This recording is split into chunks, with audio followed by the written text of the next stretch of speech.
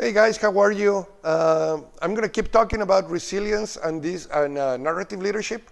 I just did a live session. If you missed it, here's the video.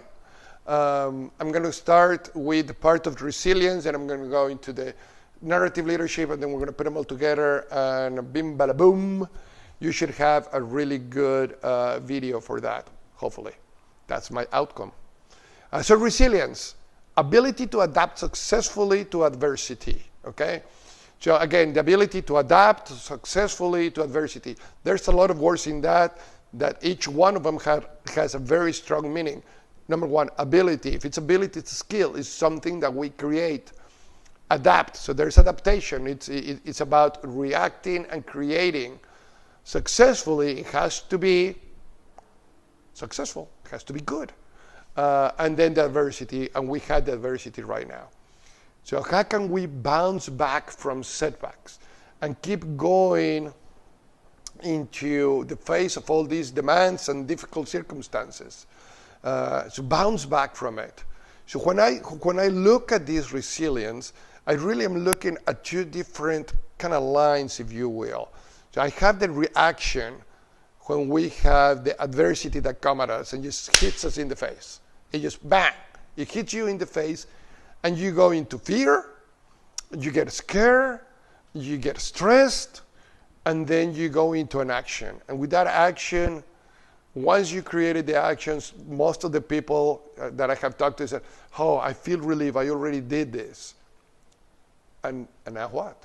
You did it, and now what? Well, I'm hoping for the best. So basically, your action creates hope. And that's really good. But your action also has created a new situation.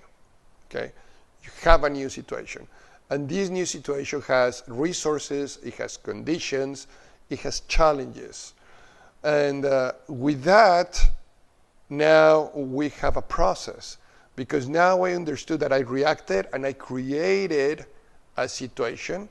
Now I can start working on a process because I need the outcome, and the outcome doesn't necessarily come instantaneously.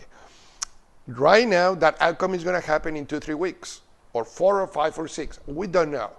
But we need to visualize. So I need to create a vision of the outcome. I really need to create that vision. I really need to visualize that so I know what is there.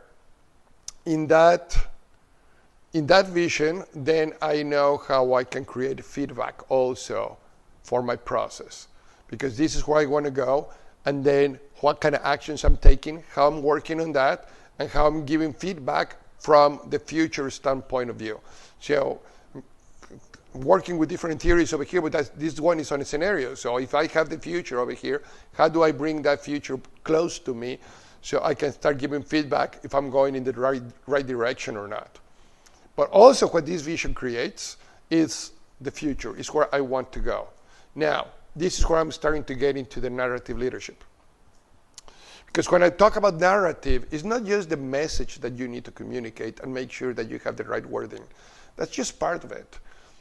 But it's really about listening right now to all the stories that are being told by my coworkers, my friends, my family, my community, everybody that is around. What's happening? What am I listening? And let's filter what you need to filter, but what's the current situation? What's the present time? What is the here and now? This is what I'm listening here and now. Okay, so I have my present time. This is where I am, down here or here. Yeah, let's do it down here. Okay, this is where I am, and this is where I want to go. This is my vision. This is my future time. Okay, now my narrative is the bridge between present and future. That's the story I'm going to create. How I'm going to communicate that story from here to myself, so I can get more powerful as a leader, and to people around me. If I have a team, it's very important that you communicate that. If I'm creating that story myself, then this is my outcome, and this is my current time, according to what's living around me, what I'm understanding that is going around me. So if I'm creating my story, then it's my story that I've been telling to myself and I tell to everybody, and that becomes authentic. Okay? It becomes yours.